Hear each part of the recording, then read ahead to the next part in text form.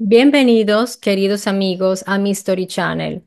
Cuando tomamos un libro en nuestras manos y leemos en su título Mitología Sumeria o Mitología Grecorromana, Mitología India, ya nos predisponemos a que todo cuanto leeremos son simplemente unas bellas crónicas imaginarias de pueblos antiguos y sus dioses.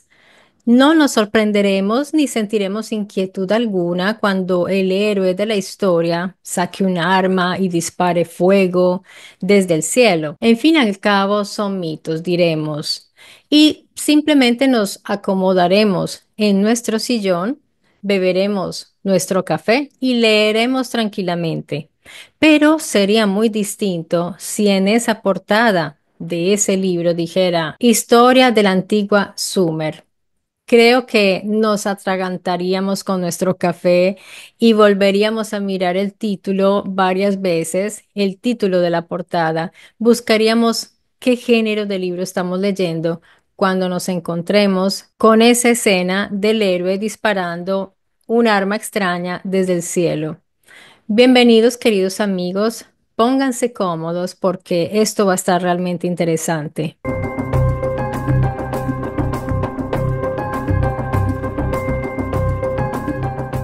El texto Lugal E, también conocido como Lugal E Ud Melambi Nirgal, es un poema, o así lo han determinado los estudiosos, aclaro esto, como poema épico sumerio, que se traduce este término aproximadamente como el rey es el que ha recibido el terrible resplandor divino. Igualmente se puede traducir este lugar Eud Melambi Nirgal como oh rey cuya aura es resplandeciente.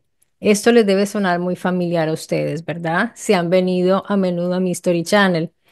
Pues se trata de uno de los textos clasificados como mitológicos, como ya les decía, pero de los más importantes de la antigua Sumeria, y los estudiosos consideran que tiene una gran carga simbólica religiosa, obviamente, y política. Ahora, mi pregunta es, ¿qué características debe tener un texto sumerio para ser clasificado como poema, himno o mitológico? En lo que hoy nosotros tenemos como literatura sumeria, la distinción entre poema, himno y texto épico no siempre es muy clara, como sí lo es en la tradición moderna, pero los estudiosos han identificado ciertos rasgos que ellos han considerado que sirve para la clasificación como tal.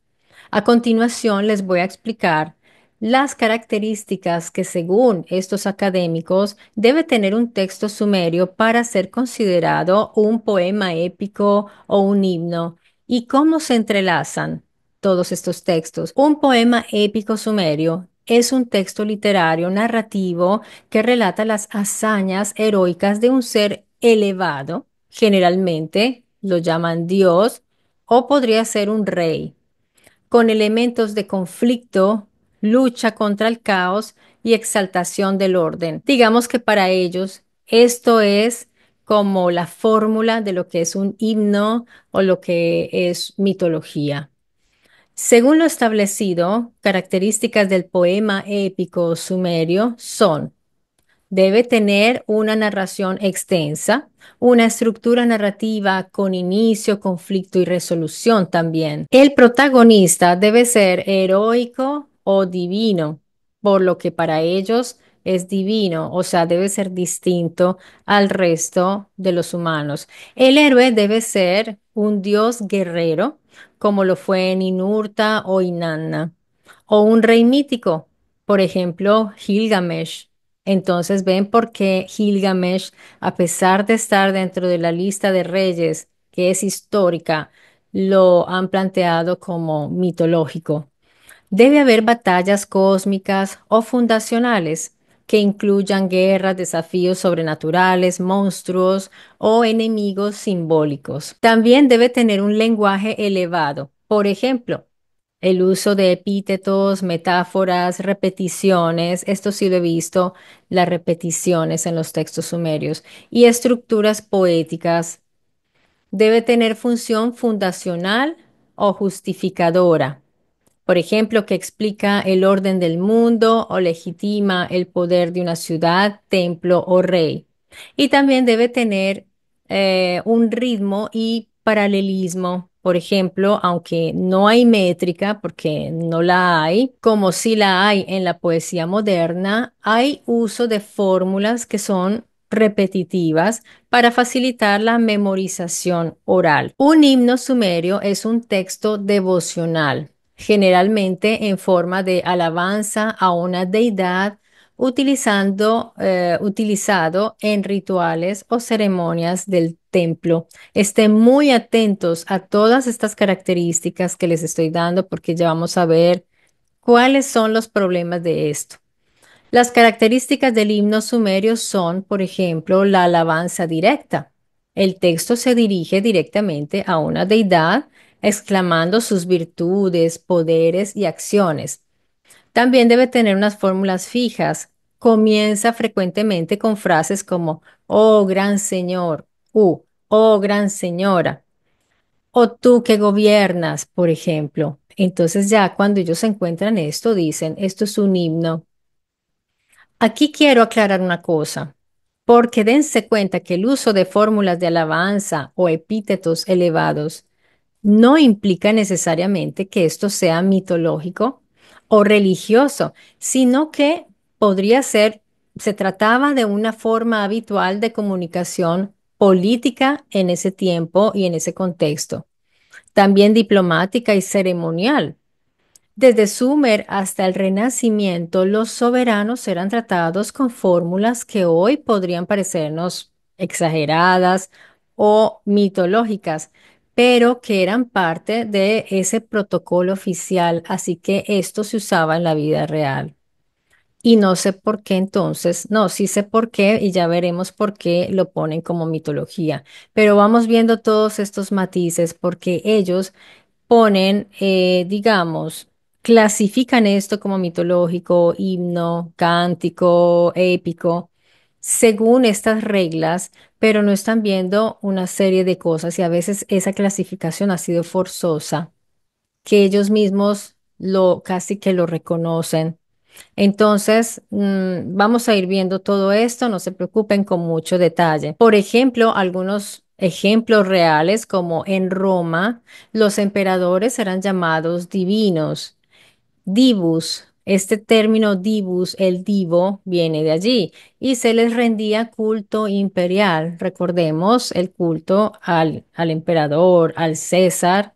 Y esto lo dije yo también cuando analizamos el Apocalipsis, que precisamente la bestia era este emperador, este César del momento para esas congregaciones cristianas. Bueno, ya me estoy saliendo del tema, pero es interesante relacionar todo porque va cobrando cierto sentido. Augusto fue llamado, por ejemplo, el Salvador del mundo. En Egipto, recordemos que el faraón era llamado hijo de Ra o señor de las dos tierras. Estos términos requieren mayor análisis, sobre todo el Señor de las dos tierras, ya cuando entraremos a mirar los señores de Egipto, esto tendremos que entrar a analizarlo, que es bien interesante. Pero el asunto es que se confunde lo divino con lo real, con la realeza, porque efectivamente había individuos particulares de otra categoría que eran reyes también, eran elegidos por esos individuos particulares como reyes y a veces eran sus propios hijos que eran unos híbridos, tenían ambas genéticas humanas y no humanas. Entonces, esto lo tenemos que ver nosotros porque ellos no nos lo van a decir y ese es el gran problema que tienen los estudiosos cuando tienen que diferenciar lo mitológico. Pobrecitos, les salen canas porque no hay diferencia. En realidad, no hay diferencia. Entonces, pues estas figuras reales y de la realeza, de los señores de las dos tierras, por ejemplo, eran figuras de carne y hueso.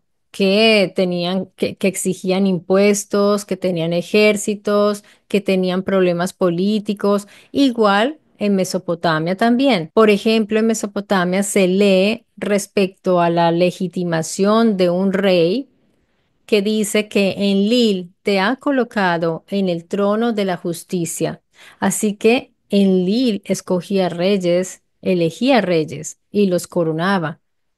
Entonces tienen un serio problema porque si el rey existió y hay constancia de que existió, entonces Enlil era irreal y el rey era real y se continuó así a declarar cosas, por ejemplo, como pastor elegido por los grandes dioses. Por ejemplo, debe ser un lugar, el pastor elegido por los grandes dioses, con total naturalidad, porque estos textos no han sido tocados por la teología.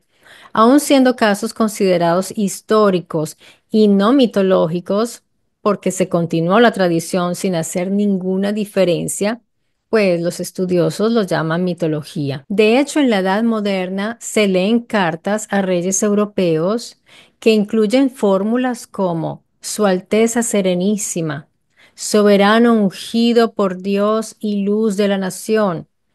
Y sin embargo, nadie pone en tela de duda de que Luis XIV o un Carlos V o Simón Bolívar hayan sido personas reales y no mitológicas. Lo que yo propongo aquí es que hagamos una reflexión profunda, amigos, sobre cómo el desconocimiento del contexto también puede llevar a clasificar erróneamente o al menos tergiversar esa intención histórica original que tenían los autores.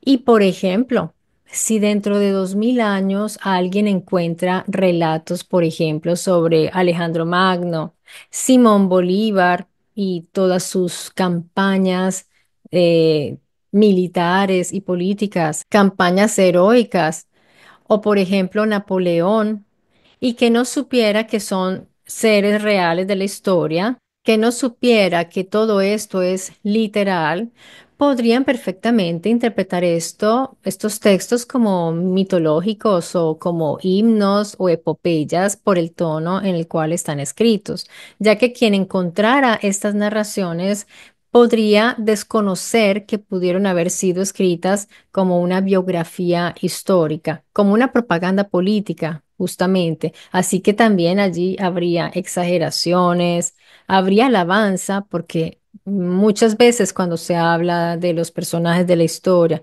con un lenguaje un poco barroco de la época, pues prácticamente se alaban a estos personajes por los hechos y por todas sus gestas heroicas, pero reales. Entonces, esto debería estar dentro de la literatura épica, por ejemplo, las batallas de Bolívar, las batallas de Napoleón, o como una devoción cívica de estas personas que admiraban muchísimo a estos héroes. Entonces, el lector del futuro tendría que saber diferenciar lo real a lo histórico, a lo mitológico o más bien a lo exagerado, a la exageración, solo por el tono, el lenguaje y la estructura del texto, porque si no tendría contexto, si no tendría más material, tendría que hacerlo así. Y eso es justamente lo que está pasando ahora con los sumerios y tantas civilizaciones del pasado. Y si el texto tuviera un tono de alabanza patriótica o glorificación, como por ejemplo, oh Bolívar, padre de las naciones, entonces, ¿qué pensaría esa persona dentro de 3000, 5000 años? O por ejemplo, o una alabanza hacia Alejandro Magno que dijera, tú, Alejandro, que llevaste la luz del sol hasta los confines del mundo, porque es un lenguaje poético, pero no quiere decir que sea mitológico. Sí se está usando el lenguaje poético en su forma como una alabanza al héroe, pero es real. Este texto podría ser visto fácilmente como un himno, simplemente, especialmente si está en verso, con estructura repetitiva y alabando virtudes y no tanto narrando hechos en detalle. pero lo que vamos a ver hoy sí que tiene muchos detalles. Entonces, ¿en qué estamos?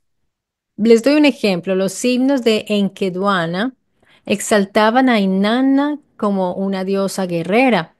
Un lector moderno entonces puede pensar que fueron himnos religiosos o poemas mitológicos. Es exactamente lo que está sucediendo, pero también cumplían una función política y propagandística e histórica. Ahora, propagandística quiere decir que sí puede haber allí exageraciones. Este es un texto que tendremos que analizar aquí en el canal cuando me llegue el libro de Enkeduana. Ahora vamos a asomarnos a un texto que causó estupor y asombro y llegó a inquietar realmente a los más grandes sumerólogos. El Lugal-E, que fue clasificado como mito y que es el más extenso en su clase, porque han contado 727 versos. Con seguridad es el más extenso de los que se hayan jamás traducido. En palabras de Giovanni Pettinato, este gran sumerólogo especializado en el Medio Oriente, se trata de un texto que por su lenguaje altamente poético y él mismo dice, osaría decir mítico, y miren que él mismo está diciendo que es osado decir que era mítico.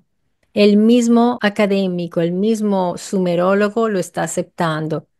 Entonces, él no dice definitivamente mítico, él dice yo osaría y diría que es mítico.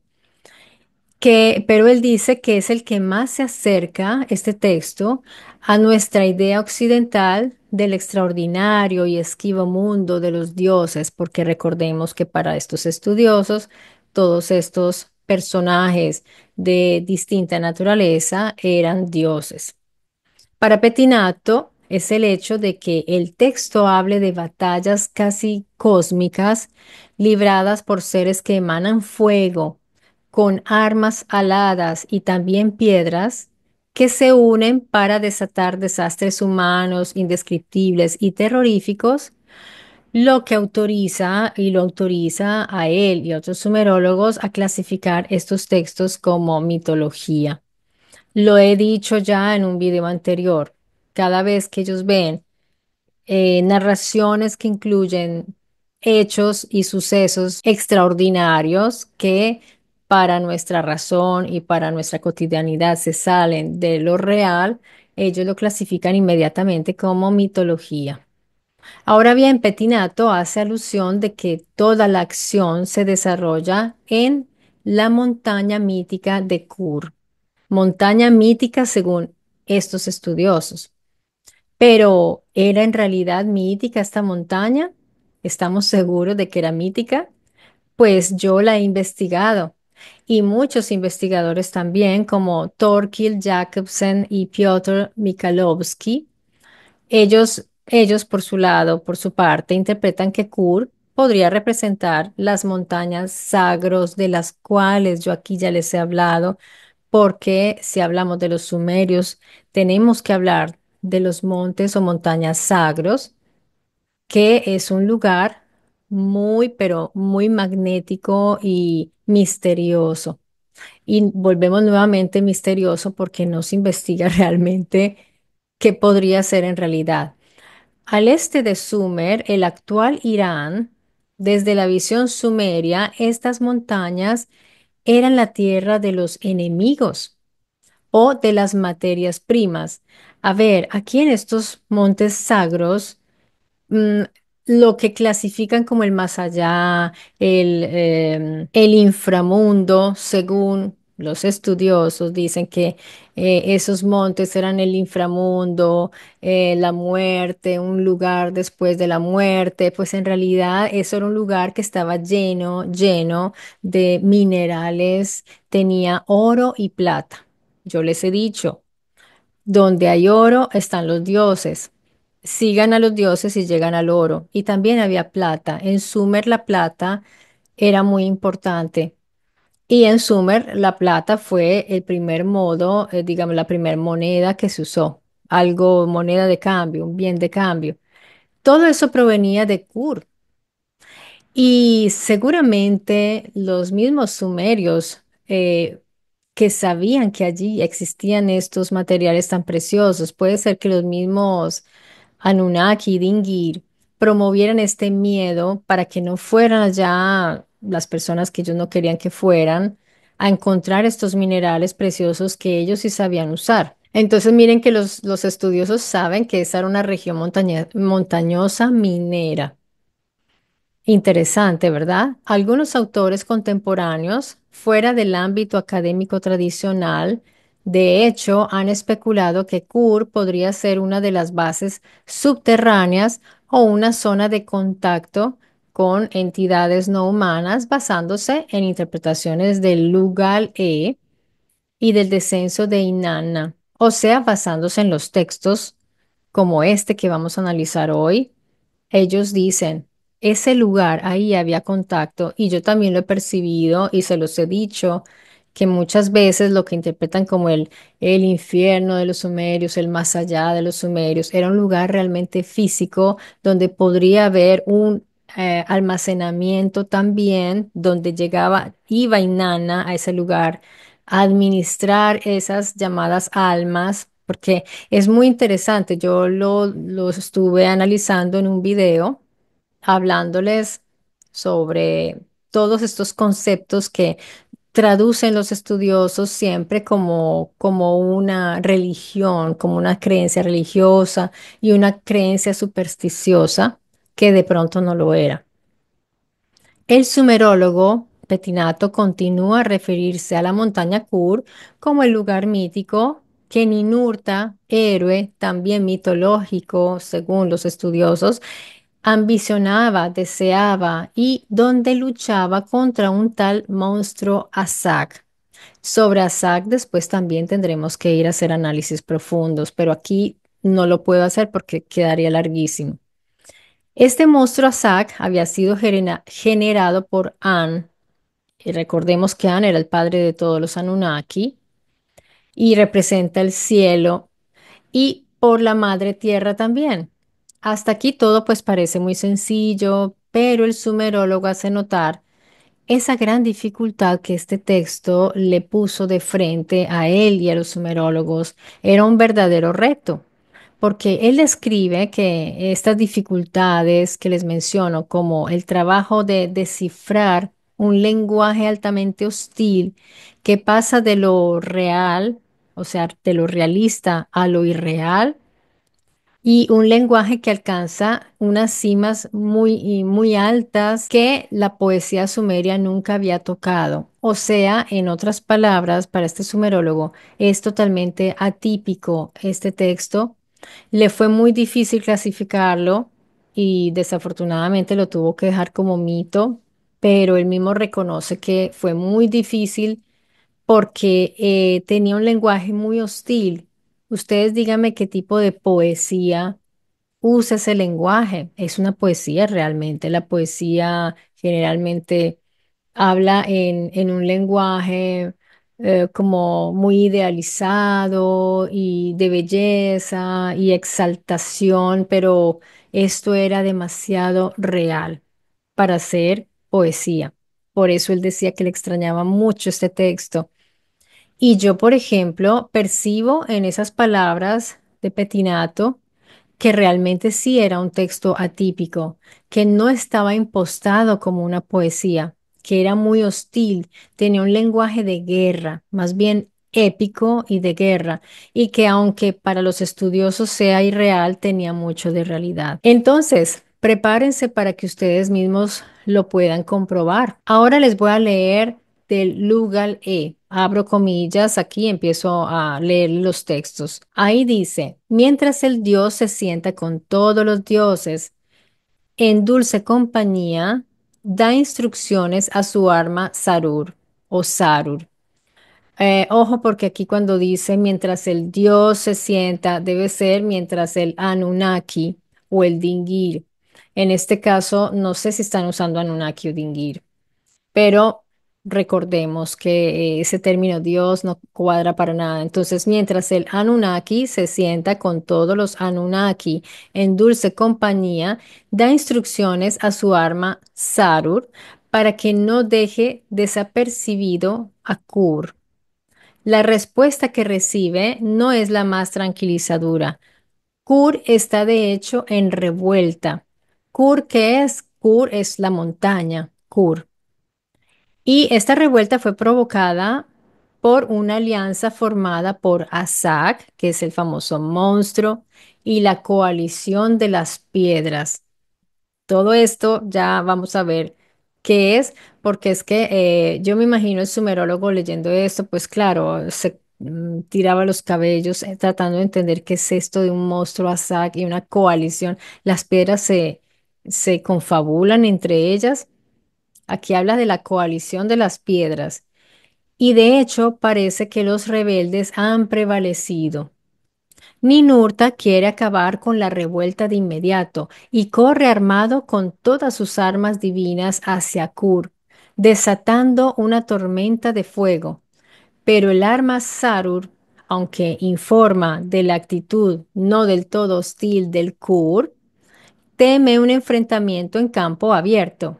Ojo, el arma Sarur está razonando esto. Por lo que los dos héroes se ensarzan en un duelo en el que Ninurta, sin embargo, se lleva la peor parte. La propia Sarur apela a su padre, Enlil, para que intervenga en favor de su atribulado hijo. O sea, el arma Sarur va a hablar con Enlil. Enlil accede y anima a su hijo, a quien en un nuevo y mortífero ataque consigue derrotar al monstruo y matarlo. La primera parte de esta narración termina con la maldición de Azak y la bendición del arma Sarur. Sharur o Sarur es uno de los elementos más enigmáticos y fascinantes de este texto, Lugal-e, y de la literatura sumeria en general. Aunque se describe como un arma que pertenecía a Ninurta, su función va mucho más allá, como pudimos ver, de la de una simple herramienta de guerra. Sharur es el arma sagrada y parlante de Ninurta, el Anunna guerrero. Entonces, interesante, ¿verdad? ¿Simplemente lo vamos a clasificar como mito por esto? No, tenemos que ahondar en esto. No es un arma cualquiera, este Sharur o Sarur. Es inteligente, vuela, lleva mensajes, es consejera. En el Lugal-e, Sharur no solo ayuda a Ninurta en la batalla contra el monstruo Azak, sino que actúa como mensajera entre él y los grandes Anunnaki, como Enlil, e incluso le da consejos tácticos para vencer. Habla y piensa. Sarur no es un objeto inanimado, definitivamente. Tiene voz, pensamiento y juicio. Esto me recuerda mucho a las doncellas que realizó Éfesto cuando leemos los textos homéricos. Por eso hay que estar siempre haciendo comparaciones. Éfesto, que era un inventor ingeniero que realizaba objetos y realizaba armas y también autómatas inteligentes con casi con vida propia que pensaran y que hablaban. Se comunica entonces con Ninurta y le informa del estado de la batalla o del enemigo, esta Sarur. Se dice que viaja entre los cielos para transmitir mensajes entre Ninurta y su padre Enlil. No se trata de una jabalina lanzada, de una flecha, sino de algo autónomo y veloz para que ustedes vayan procesando con un poco de imaginación. Actúa como emisaria diplomática. En un momento del texto, Sarur viaja solo para consultar a Enlil y transmitir sus órdenes a Ninurta. Es como un dron mensajero o intérprete entre estas entidades poderosas. El término Sharur podría significar esmagreador de mil enemigos. Y en algunas interpretaciones se ha pensado que originalmente era como una masa o porra de combate, como la que tenía Thor, ya que este era el arma tradicional de un dios guerrero. Pero eso para mí, o sea, para mi opinión, es algo muy precario comparado a lo que se está describiendo como las funciones de Sarur, dado que es autónoma, tiene la capacidad de volar y tiene la habilidad de hablar. Entonces no podemos decir que era una porra para pegar. Muchos investigadores han planteado que su descripción en el Lugal E supera por mucho el concepto de un arma física convencional. Obvio. Algunos investigadores alternativos, siempre los que están más allá de, digamos, de esa frontera de lo académico, son los únicos que se atreven, han propuesto que Saror podría haber sido una forma de tecnología avanzada, por ejemplo, una IA táctica incorporada en un hardware, en un dispositivo, en un androide, por ejemplo, no sé, aquí no sé si sea antropomórfico o antropomorfo, deberíamos ver aún más el texto, qué más descripciones se dan. Pero estaba esta IA en un tipo de estructura que podía moverse, desplazarse y al mismo tiempo era un arma controlada remotamente con sistema de comunicación entre los Anunnaki celestes, pero controlada, no sé, porque si era una inteligencia, podía ser autónoma también o hasta cierto punto, no sé, podía tratarse de una inteligencia artificial, pero hasta cierto punto era controlada por los Anunnaki, no lo sé. De hecho, Sarur es uno de los elementos más citados por quienes estudian las fuentes mesopotámicas desde la perspectiva de los antiguos astronautas, claramente, o de una tecnología perdida en el pasado. Aunque el sumerio es una lengua aislada y muchas palabras no tienen traducción exacta, los estudiosos han propuesto que Sarur puede estar relacionado con mil, o sea, la raíz Sar de Sarur. Sar entonces podría estar relacionado con mil o multitud en contextos numéricos sumerios. Sar equivale a 3600. Miren qué interesante. No sé si a algunos de ustedes les suena esa cifra, a mí sí, que sería 3600 un sar. Por eso se habla de un sar como medida y 3600 años es lo que Sitchin había hipotizado que sería la órbita elíptica de lo que él identifica como Nibiru en torno a nuestra estrella central, el Sol. Pero también puede simbolizar grandeza, porque se habla de un gran número entonces está ahí como que no se ha definido. Por otro lado, Ur con H se asocia con golpear, destruir, aplastar. Por eso Sarur se traduce habitualmente como el triturador de multitudes. Entonces, ahí ellos van buscando combinaciones del número, de la multitud, de lo aplastante, de la fuerza, pero no necesariamente es ya el triturador de multitudes y ponemos una planadora. Entonces, ahí ya nos encasillamos y limitamos la posibilidad de encontrar que era Sarur. El aplastador o destructor poderoso, también así se puede traducir, pero recordemos también que una fuerza muy grande puede aplastarnos, como la presión, por ejemplo, es una fuerza invisible que nos puede aplastar y no es un martillo. Si de pronto un físico describiera la fuerza con la cual una persona muere aplastada por la presión, alguien en un futuro donde no haya mucho, digamos, que fuera como equivalente a nuestro desarrollo tecnológico y que no tuvieran ni idea de qué pasó en el pasado y no supieran que ya había tecnología, pueden hacer un martillo enorme aplastando a las personas y ya con eso ya entra en el imaginario con esa ilustración y ahí se limita todo, pero no sabían que era una fuerza física que no se puede ver, por ejemplo.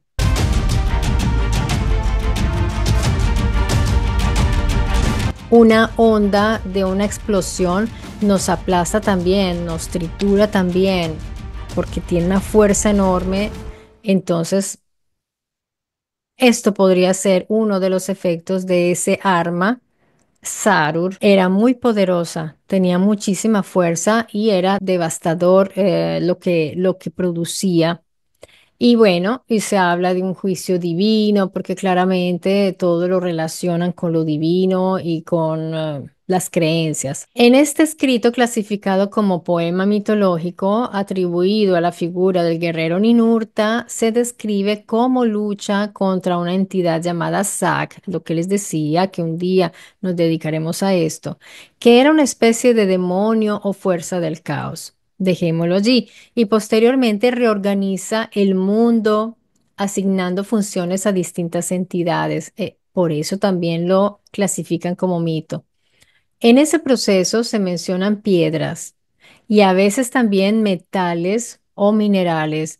Recordemos la importancia que tenía para los Anunnaki estos elementos para sus tecnologías, porque los minerales, los metales son importantes para quienes entienden la tecnología. Para quienes no, pues los usan de una manera limitada. Y estas piedras tenían nombres propios, muchas de ellas con características antropomórficas o funciones específicas.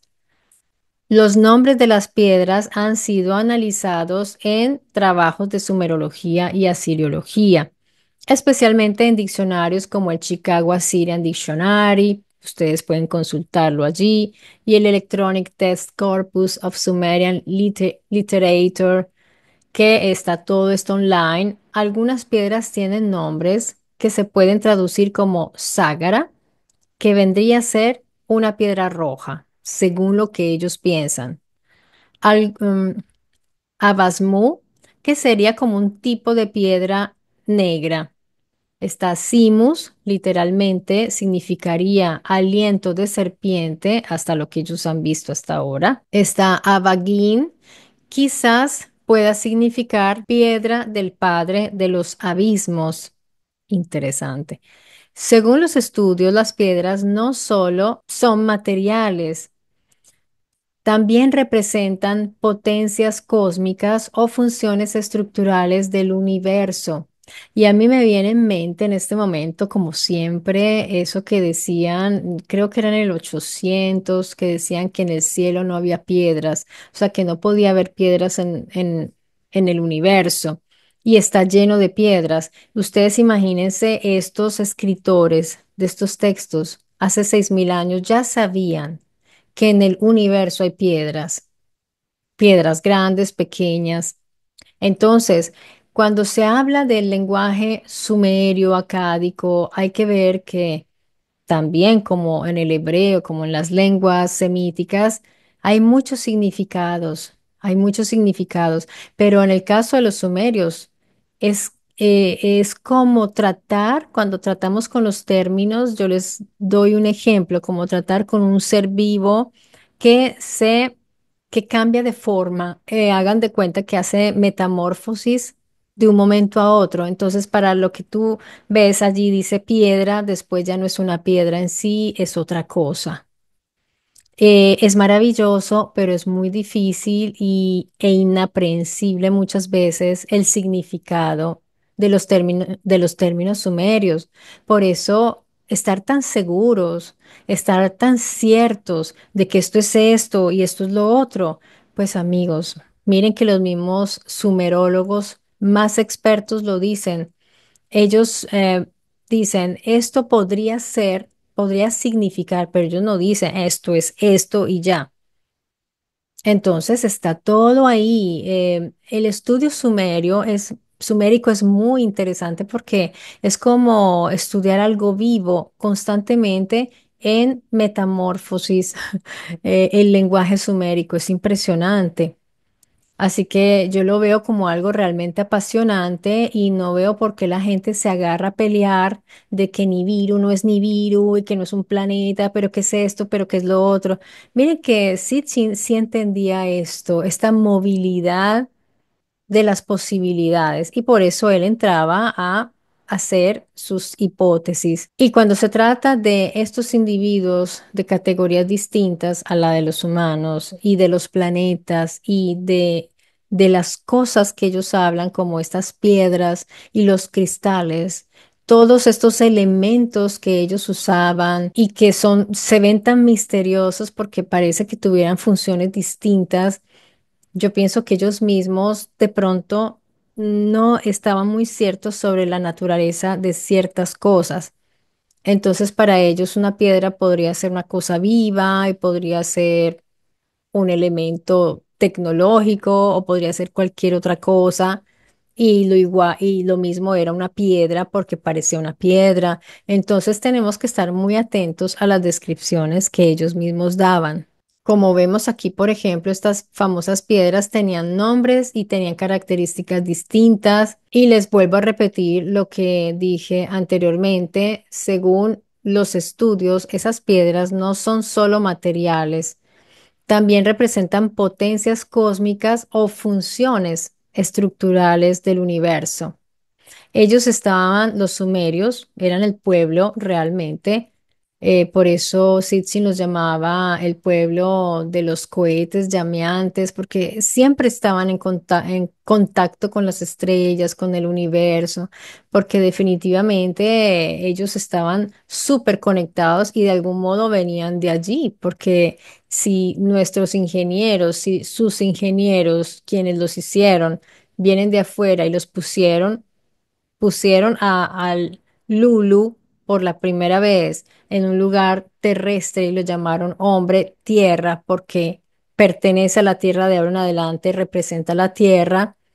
Ellos tenían esta conciencia universal, cosmológica, no cosmogónica, porque es que hablar de la cosmogonía es como, no me gusta tanto, porque es como las creencias y como mezclar lo que ellos sentían que era el universo, pero de un modo más simbólico y metafórico.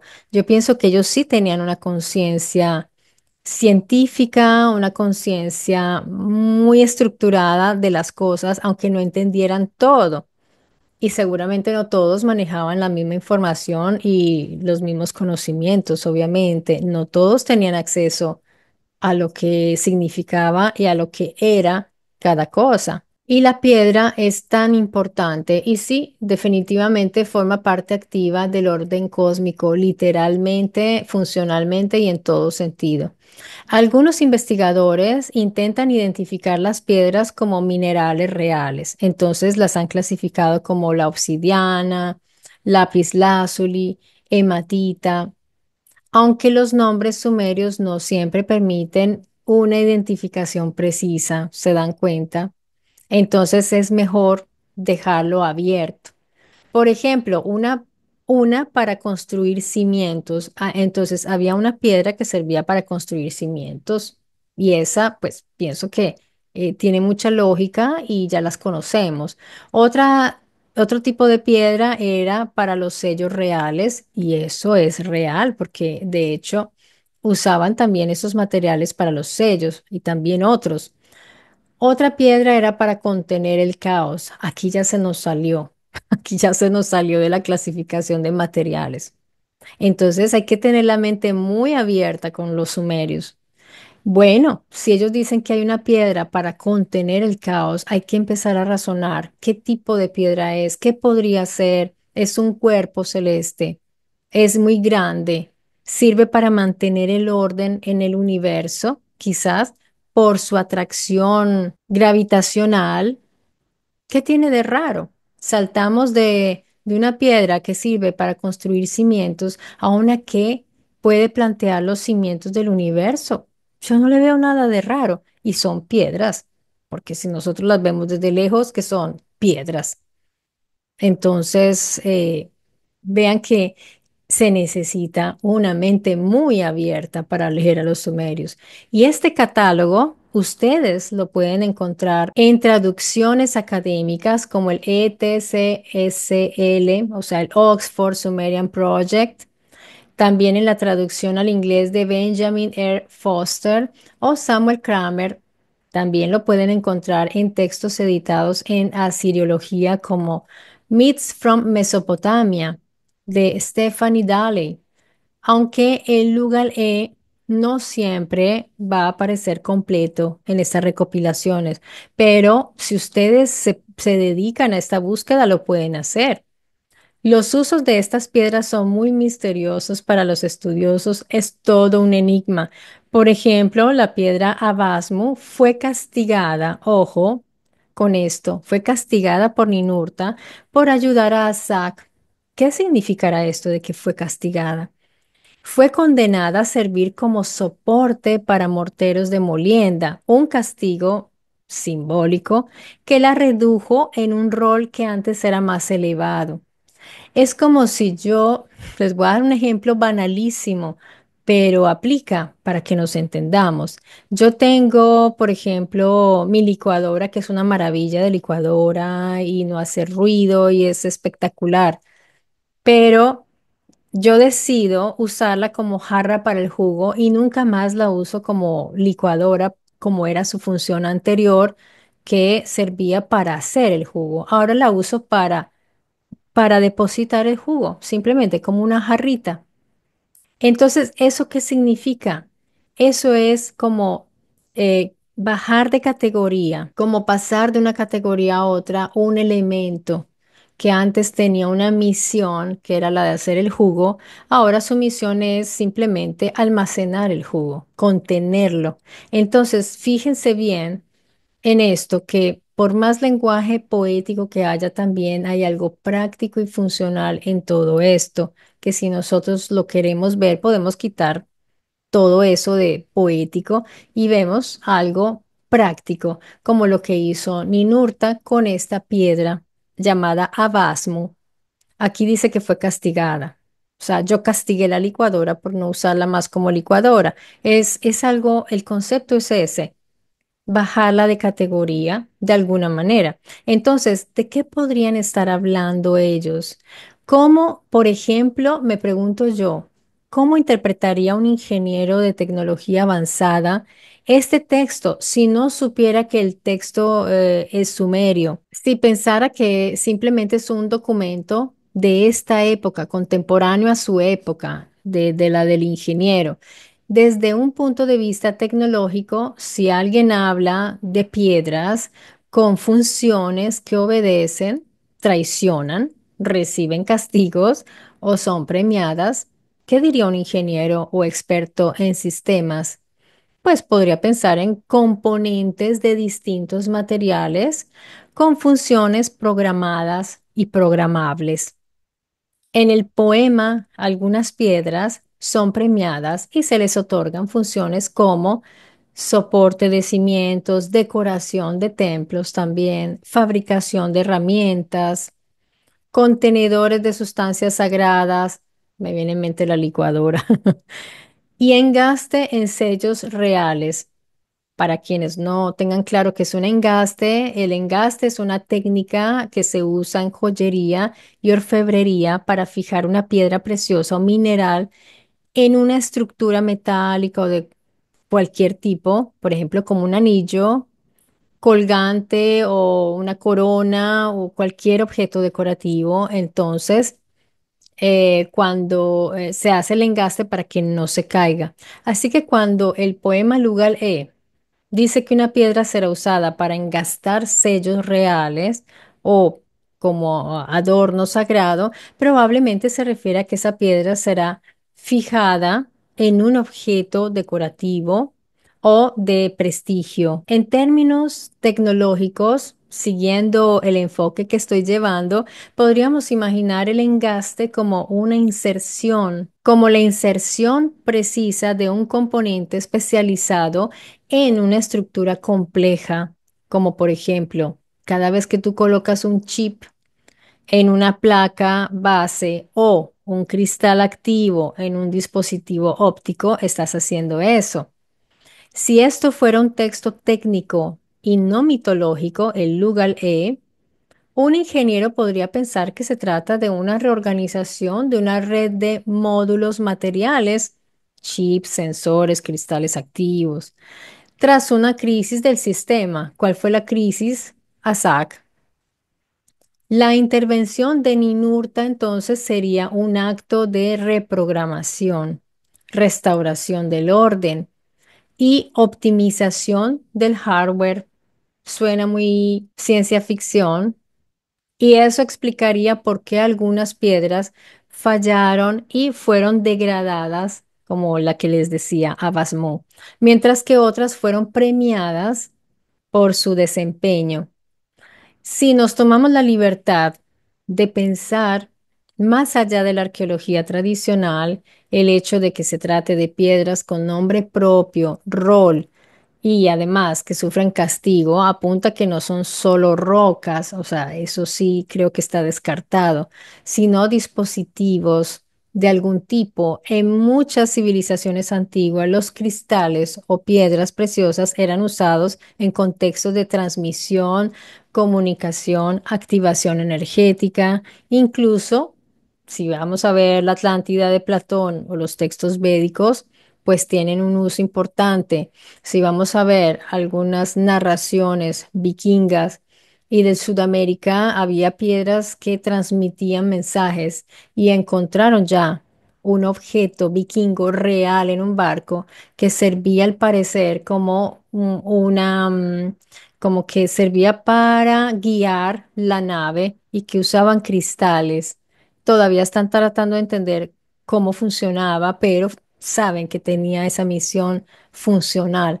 Entonces, podríamos estar hablando de todo esto, componentes materiales con funciones programadas como cristales piezoeléctricos, como el cuarzo, que lo usaban en la pirámide y lo usaban en la antigüedad.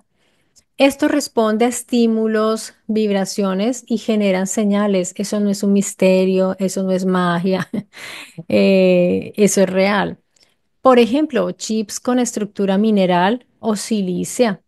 Recordemos que la base del silicio en los procesadores modernos proviene de minerales, de piedras. Sensores o materiales inteligentes que reaccionan al entorno, almacenan datos o se comportan de cierta manera. Los cristales almacenan datos también, real y tecnológico, y ya lo saben. Y la piedra, las piedras, minerales y plantas formaron parte integral y estructural de las civilizaciones antiguas. Eso ya lo sabemos, ya lo hemos ido conociendo. Miren, la piedra fue un material primordial, esencial durante cientos de miles de años y más, y nosotros hemos dejado a un lado su uso para estudiar materiales más económicos, más fáciles de manejar, con nuestras tecnologías nuevas. Nos hemos olvidado de esa tecnología antigua que era tan buena, porque si nosotros vamos a ver cómo usaban, por ejemplo, la piedra en Machu Picchu y en lugares como Pumapunku, se van a dar cuenta que tenían características antisísmicas. Eso era ingeniería. Es que no siempre la tecnología son aparatos con motores, con algún combustible. Entendamos que el conocimiento en sí es tecnológico. Ya eso es tecnológico. El pensamiento es una tecnología. Nuestro cerebro es una tecnología y nosotros mismos. Todo es tecnología y es programable, reprogramable. Entonces, ahora estamos viendo estos textos sumerios que tanto sorprendieron a los sumerólogos por estas terminologías, pero se habla de piedras, se habla de cristales, se habla de minerales que sabían usarlos de un modo distinto. Pero desafortunadamente, por estar tan cerrados a unas explicaciones distintas a las oficiales y a lo que ya está preestablecido, nos estamos privando de poder entender cómo funcionaban esas tecnologías en el pasado, qué tipo de tecnologías había. Y a mí me parece que ahí están describiendo realmente unos elementos muy interesantes, que por eso la paleoastronáutica habla de estos textos, porque definitivamente ahí están las armas que lanzan un poder impresionante, sujetos que usan los minerales, las piedras como tecnologías. Y yo en este texto no veo nada de religioso. Yo no sé dónde está esa característica religiosa, pero ellos sí lo ven cuando se trata de Ninurta, de Enlil, lo ven como dioses, entonces ya clasificación, mitología sagrada. Así que, queridos amigos, espero que a ustedes les haya resultado interesante este texto de Lugal E.